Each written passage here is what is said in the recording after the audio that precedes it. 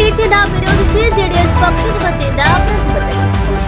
ರಾಜ್ಯ ಸರ್ಕಾರ ಜನಸಾಮಾನ್ಯರ ಬದುಕಿನ ಮೇಲೆ ಒಂದೊಂದು ರೀತಿ ಬೆಲೆ ಏರಿಕೆ ಹೊರೆಯನ್ನ ಆಗ್ತಾನೆ ಬಂದಿದೆ. ಈಗ ಪೆಟ್ರೋಲ್, ಡೀಸೆಲ್, ಆಹಾರದ ಬೆಲೆ ಏರಿಕೆ ಸೇರಿದಂತೆ ದಿನಚರಿ ಅಗತ್ಯ ವಸ್ತುಗಳ ಬೆಲೆ ಏರಿಕೆ ಹೆಚ್ಚಿಸುತ್ತಿರುವ ಕ್ರಮ ಖಂಡಿಸಿ ಜೆಡಿಎಸ್ ಕಾರ್ಯಕರ್ತರು ಕೊಪ್ಪಳ ನಗರದಲ್ಲಿ ಎತ್ತಿನ ಬಂಡಿ ಮೆರವಣಿಗೆ ಮೂಲಕ ರಾಜ್ಯ ಸರ್ಕಾರದ ವಿರುದ್ಧ ಪ್ರತಿಭಟನೆಯನ್ನ ನಡೆಸಿದರು. ಜೆಡಿಎಸ್ ಜಿಲ್ಲಾಧ್ಯಕ್ಷ ಸುರೇಶ್ ಭೂಮರೆಡ್ಡಿ ಅವರ ನೇತೃತ್ವದಲ್ಲಿ ನಡೆದ ಪ್ರತಿಭಟನೆಯಲ್ಲಿ ಪಕ್ಷದ ನೂರಾರು ಕಾರ್ಯಕರ್ತರು ನಗರದ ಅಶೋಕ್ ವೃತ್ತದಲ್ಲಿ ಜಮಾಯಿಸಿ ರಾಜ್ಯ ಸರ್ಕಾರದ ವಿರುದ್ಧ ನಾನಾ ಘೋಷಣೆಗಳನ್ನ ಕೂಗುತ್ತಾ ಆಕ್ರೋಶವನ್ನ ವ್ಯಕ್ತಪಡಿಸಿದರು. ಜೆಡಿಎಸ್ ಜಿಲ್ಲಾ ಕಚೇರಿಯಿಂದ ದ್ವಿಚಕ್ರ ವಾಹನಗಳ ಮೂಲಕ ಎತ್ತಿನ ಬಂಡಿಗಳ ಮೂಲಕ ಮೆರವಣಿಗೆಯನ್ನ ನಡೆಸಿದರು. ಈ ಸಂದರ್ಭದಲ್ಲಿ ಜೆಡಿಎಸ್ ಜಿಲ್ಲಾಧ್ಯಕ್ಷ ಸುರೇಶ್ ಭೂಮರೆಡ್ಡಿ ಅವರು ಮಾತನಾಡಿ, ರಾಜ್ಯ ಕಾಂಗ್ರೆಸ್ ಸರ್ಕಾರ ಪೆಟ್ರೋಲ್, ಡೀಸೆಲ್ ಬೆಲೆ ಏರಿಕೆ ಮಾಡುವ ಮೂಲಕ ಬಡವರ ನೆಮ್ಮದಿ ಜೀವನವನ್ನೇ ಹೋರಾಟ ಮಾಡಿದೆ.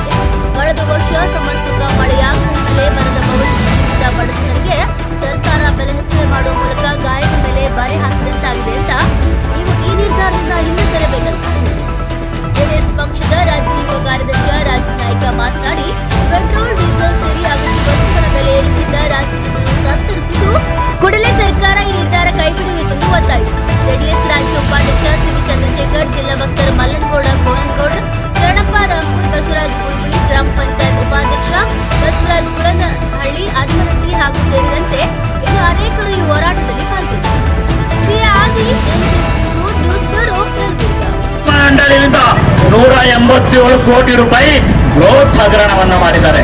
ಈ ಹಗರಣ ಇವತ್ತು ಎಲೆಕ್ಷನ್ಗಾಗಿ ಈ ದುಡ್ಡನ್ನು ಬಳಸುವಂತ ಕೆಲಸ ಮಾಡಿದ್ರು.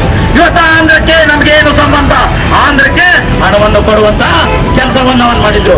ಇವತ್ತು ಅದೇ ಇಲಾಖೆಯ ಸಚಿವಾದ ನಾಗೇಂದ್ರ ಅವರ ರಾಜೀನಾಮೆಯನ್ನು ತಗೊಂಡಿದ್ದಾರೆ. ಬರೇ ನಾಗೇಂದ್ರ ಅವರ ರಾಜೀನಾಮೆ ತಗೊಂಡ್ರೆ ಸಾಲುವುದಿಲ್ಲ. ಇವತ್ತು ಆರ್ಥಿಕ ಇಲಾಖೆಯ ಹೊಣೆಗಾರಿಕೆಯನ್ನು ಮಾನ್ಯ ಮುಖ್ಯಮಂತ್ರಿಗಳ ಖಾತೆಯಲ್ಲೇ ಇದೆ. ಅವರ ಇಚ್ಛೆ ಇಲ್ಲದೆ ಇವತ್ತು 187 ಕೋಟಿ ರೂಪಾಯಿ ಹಗರಣ ಆಗ್ಲಿಕ್ಕೆ ಸಾಧ್ಯ ಇಲ್ಲ. ಇವತ್ತು ಮಾನ್ಯ ಮುಖ್ಯಮಂತ್ರಿಗಳ ರಾಜೀನಾಮೆಯನ್ನ ನಾವು ಒತ್ತಾಯ ಮಾಡ್ತಾ ಇದ್ದೀವಿ. ಯಾಕಪ್ಪ ಅಂದ್ರೆ ಇವತ್ತು ಅಹಿಂದ ವರ್ಗದಲ್ಲಿ ಅತಿ ದೊಡ್ಡ ಸಮುದಾಯ ವಾಲ್ಮೀಕಿ ಸಮುದಾಯ. ಆ ವಾಲ್ಮೀಕಿ ಜನಾಂಗದವರು ಸುಮಾರು 15 ಜನ ಶಾಸಕರು ಇವತ್ತು ಕಾಂಗ್ರೆಸ್ ಪಕ್ಷದವರು ಇದ್ದಾರೆ. ಇವತ್ತು ವಾಲ್ಮೀಕಿ ಜನಾಂಗದ ಹಣವನ್ನು ದುರುಪಯೋಗ ಮಾಡಿ ಇಷ್ಟೊಂದು ದೊಡ್ಡ ಹಗರಣವನ್ನು ನೀವು ಮಾಡಿದಿರಿ.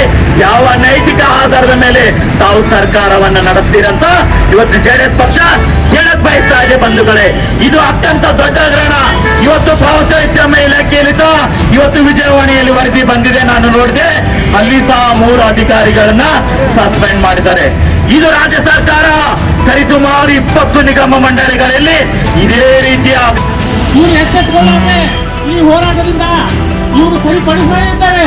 ಮುಂದೆ ನಮ್ಮ ಜೆಡಿಎಸ್ ಸರ್ಕಾರದ ಕುಮಾರಣ್ಣನವರ ನೇತೃತ್ವದಲ್ಲಿ, ದೇವೇಗೌಡರ ನೇತೃತ್ವದಲ್ಲಿ ಜಿಲ್ಲೆಯ ಸಿವಿ ಚಂದ್ರಶೇಖರ್ ಮತ್ತು ಎಲ್ಲ ಈಗಿನ ನೇತೃತ್ವದಲ್ಲಿ ಹೋರಾಟವನ್ನು ನಾವು ತಯಾರಿದ್ದೇವೆ. ಆದ್ದರಿಂದ ಈ ಸಂದೇಶವನ್ನು ಒಂದು ಸೂಚನೆಯನ್ನು ತಿಳಿಯದೆ ಯಾವುದೇ ಕಾರಣಕ್ಕೂ ಡೀಸೆಲ್ ಬೆಲೆ ಏರಿಸಿದ್ದಾರೆ. ಯಾರು ಹೊರೆ ಆಗ್ತಾ ಇದೆ, ಈಗ ಮಳೆ ಆಗ್ತಾ ಇದೆ, ರೈತರ ಟ್ಯಾಕ್ಸಿಗಳನ್ನು ಮಾಡ್ತಾ ಇದ್ದಾರೆ. ಅವರು ಸಬ್ಸಿಡಿ ಕೊಟ್ಟರೆ ರೈತರ ಬಗ್ಗೆ ಮಾತಾಡ್ತಾ ಇದ್ದಾರೆ. ನೀವು ಡೀಸೆಲ್ ಬೆಲೆ ಏರಿಸಿದ್ರಲ್ಲ, ರೈತರಿಗೆ ಏನಾದ್ರು ಸಬ್ಸಿಡಿ ಕೊಟ್ರೆ ಇಲ್ಲ. ನೀವೇನು ಯಾರು ಏನೇನು ಆಗಲಿ ಸಂಬಳ ಆಗಿ ಇದೆ. ಜನ ಇದು ಗ್ಯಾರಂಟಿ ಸಿಕ್ಕಂತ ಓಟ್ ಹಾಕಿ